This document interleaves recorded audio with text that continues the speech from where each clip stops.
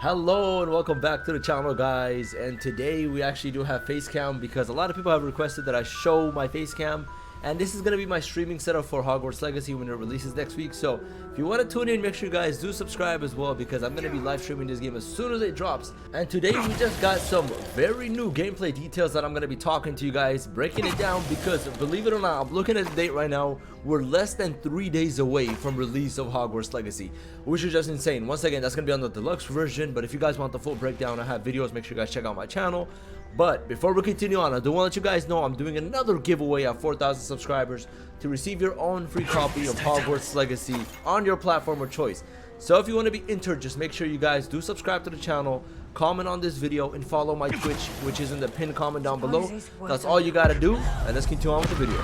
So the first thing we're going to be talking about is relationships, and that's something a lot of people have kind of brought up but weren't really on the clear of it, right? So what it means is that, can you actually have romance in Hogwarts Legacy, and what is your relationship with your companions from within your house and outside of your house, right? So to make it very short, you cannot have romance in this game.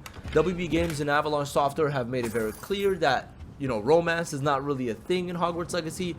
Absolutely, and there's a very low chance it's going to become a thing, right? So on the other hand, you have companions within your house and you have companions outside of your house, right? So what we've seen kind of from the gameplay details that we've seen, the new footage, is that companions within your house will generally tend to have a liking towards you, and companions outside of your house will generally give you a harder time.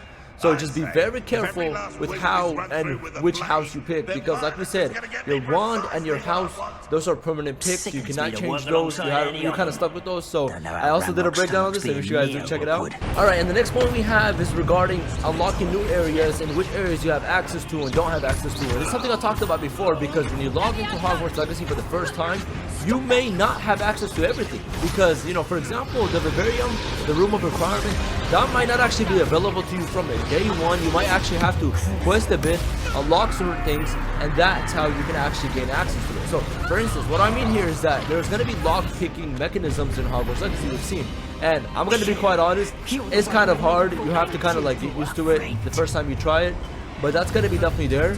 Now there's also going to be areas that you just can't even go into unless you're a certain level. This is probably going to be found in the open world, because that's just what is expected in general. And yeah, that's what we have, honestly. And let me know what you guys think of this.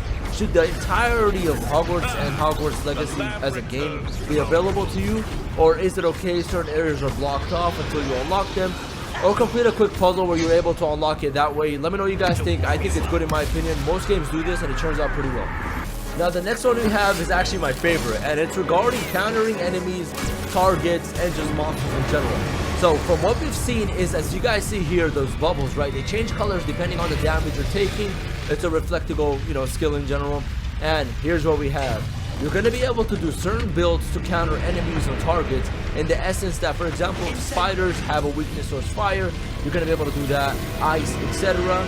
And I'm going to be completely honest, this is going to allow for so much potential for build guides for content creators like myself, for certain robes, certain wands that are good for certain situations, and it's going to bring it into an RPG experience, a true RPG experience.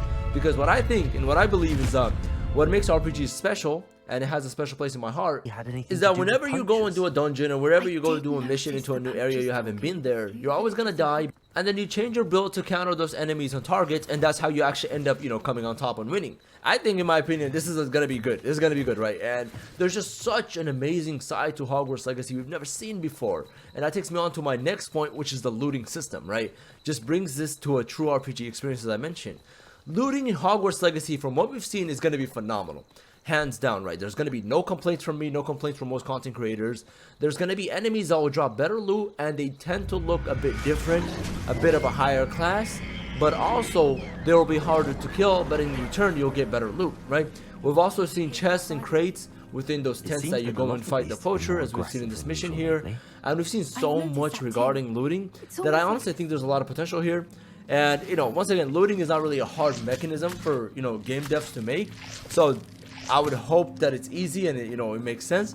But let me know what you guys think. So this is what we got for looting, and this is what we got for countering heroes. I think those two items are definitely going to bring this to a true great wizarding experience, in my opinion. The flying and the wands and the magic, that's all nice and all, but what makes a true game an RPG is how you can loot, what you can build to counter, and just the entire experience of your gaming. And yes, that's all we've got. First of all, let me know how you guys are enjoying this face cam. This is going to be the setup, as I mentioned, for streaming, and I cannot wait for Hogwarts Legacy to release. If you guys are new to the channel, then definitely do consider subscribing to be entered into the giveaway, and you guys can get this crispy, awesome content. Once again, thank you guys so much for all the support. I've only been doing Hogwarts Legacy content and YouTube content in general for a very short time. Channel's doing great. Thank you guys so much. As always, I will be streaming on Twitch today, so make sure you guys do tune in because I want to see how the Twitch community is popping. I'll catch you guys in the next one. As always, I'll see you guys in Hogwarts. Terribly dangerous, but I do not know where it leads.